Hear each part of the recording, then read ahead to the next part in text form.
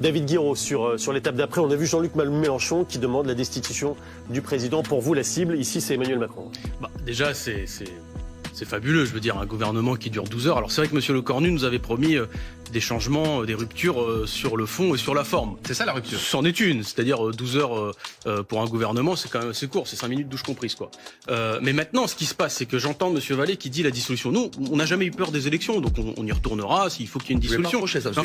Il y a quand même quelque chose qu'on a tendance à oublier.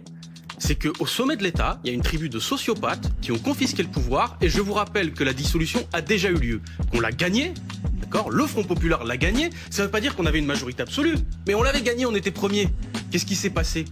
Mais c'est pas un ministre un premier ministre ou une première ministre du nouveau Front Populaire qui a été nommé. C'est-à-dire qu'en fait, au sommet de l'État, il y a quelqu'un qui fait ce qu'il veut, qu'on n'a plus rien à faire. Et la seule solution pour que ça s'arrange, c'est qu'il s'en aille.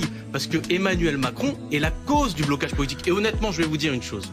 Franchement, le retour de Bruno Le Maire, je me demande si c'est pas une provocation directe de sa part pour faire exploser le bloc majoritaire. Parce que maintenant, l'étape d'après, c'est quoi ? C'est d'essayer de filer les clés du camion au RN pour se refaire une virginité politique au centre en disant, regardez, nous on est dans l'opposition et dans un an revenir. C'est ce que prépare M. Attal, déjà. Donc, si on veut que les choses soient faites dans l'ordre, faisons partir celui qui est responsable du désordre. Il s'appelle Emmanuel Macron et c'est lui qui a un programme politique qui, depuis 2017, pille les ressources des Français pour abreuver les grands groupes et les grandes... Allez, dans une seconde...